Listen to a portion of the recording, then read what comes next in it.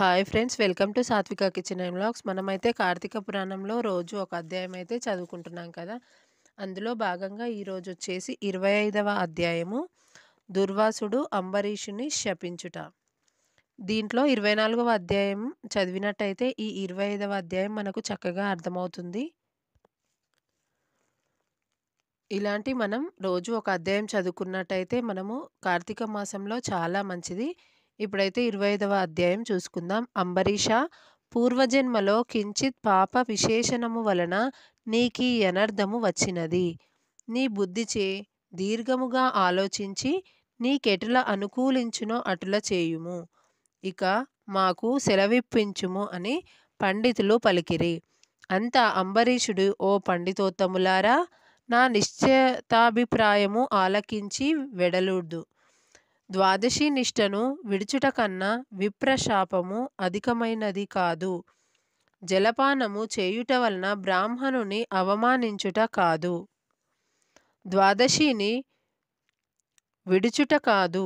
అప్పుడు దుర్వాసుడు నన్నెలా నిందింపడు.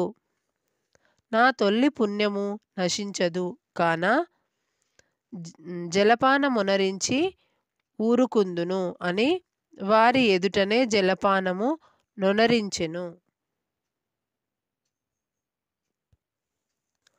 అంబరీషుడు జలపానమునరించిన మరుక్షణమునే దుర్వాసుడు స్నాన జపాదులు పూర్తి చేసుకొని అక్కడకు వచ్చెను.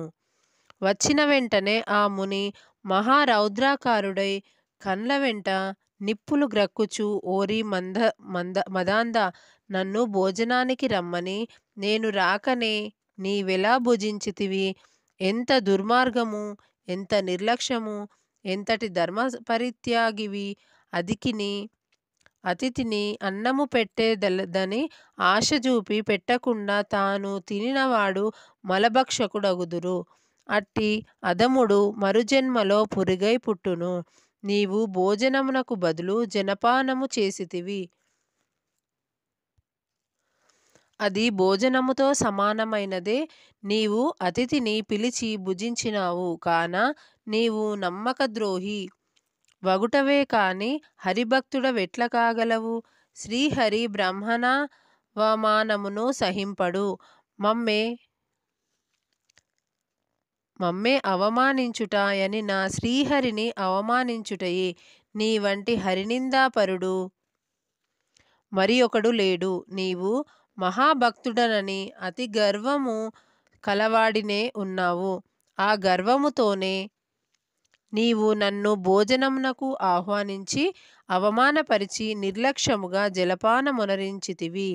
అంబరీష, నీవెట్లు పవిత్ర రాజకుటుంబంలో పుట్టినావురా? నీ వంశము కలంకము కాలేదా అని కోపముతో నోటికి వచ్చినట్లు తిట్టెను.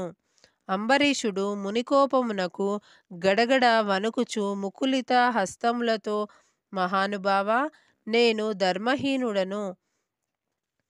నా యజ్ఞానముచే నేనీ కార్యము చేసితిని. నన్ను రక్షింపుడు. బ్రాహ్మణులకు శాంతియే ప్రధానము. మీరు తపోధనులు, దయాదాక్షిణ్యములు కలవారు కాన నన్ను కాపాడుడని అతని పాదములపై పడెను. దయాశూన్యుడైన దుర్వాసుడు అంబరీషుని తలను తన ఎడమకాలితో తన్ని, దోషికి శాపమీయకుండా ఉండరాదు.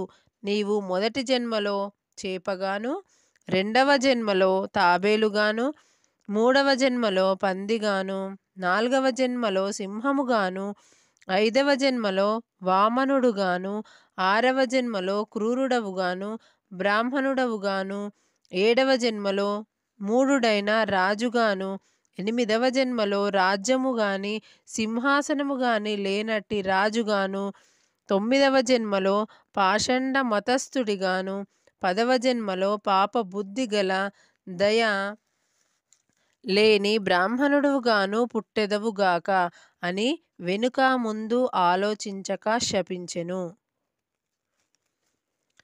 ఇంకను కోపము తగ్గనందున మరలా శపించుటకు ఉద్యుక్తుడగుచుండగా శ్రీ మహావిష్ణువు బ్రాహ్మణ శాపము వృధా కాకూడదని తన భక్తుడికి ఏ అపాయము కలుగకుండుటకు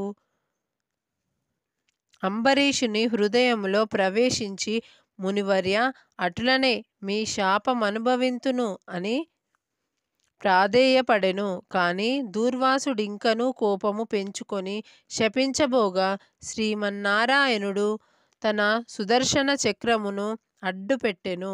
ఆ సుదర్శన చక్రము కోటి సూర్యప్రభలతో అగ్నిజ్వాలలు గ్రక్కుచు దూర్వాసునిపై పడబోయెను. అంతా దూర్వాసుడు ఆ చక్రము తలను మసిచేయునని తలంచి ప్రాణముపై ఆశ కలిగి అచటి నుండి బ్రతుకుజీవుడాయని పరుగెడెను. మహా తేజస్సుతో చక్రాయుధము దూర్వాసుని తరముచుండెను. దూర్వాసుడు తను కాపాడమని భూలోకములోనున్న మహామునులందర్ను దేవలోకమున కరిగి దేవేంద్రుని బ్రహ్మలోకానికి వెళ్ళి బ్రహ్మదేవుణ్ణి కైలాసమునకు వెళ్ళి పరమేశ్వరుణ్ణి ఎంత ప్రార్థించినను వారు సైతము చక్రాయుధము బారి నుండి దూర్వాసుని కాపాడలేకపోయిరి. పంచవింశాధ్యాయము 25వ రోజు పారాయణం సమాప్తం. ఈ విధంగా మనకు దుర్వాసుడు అంబరీషుని స్టోరీ అయితే ఇందులో ఉంది. 24, 25, 26 స్టోరీలలో మనకు దూర్వాసునిది అంబరీషునిది అయితే ఉంది. ఇలాంటి స్టోరీస్ మనం తెలుసుకోవాలంటే కార్తీక పురాణం నుంచి మాత్రమే సాధ్యమవుతుంది. ఈ వీడియో నచ్చినట్టయితే తప్పకుండా మీ ఫ్రెండ్స్కి కానీ రిలేటివ్స్ కానీ షేర్ చేయండి. సబ్స్క్రైబ్ చేసుకోండి. Thanks for watching.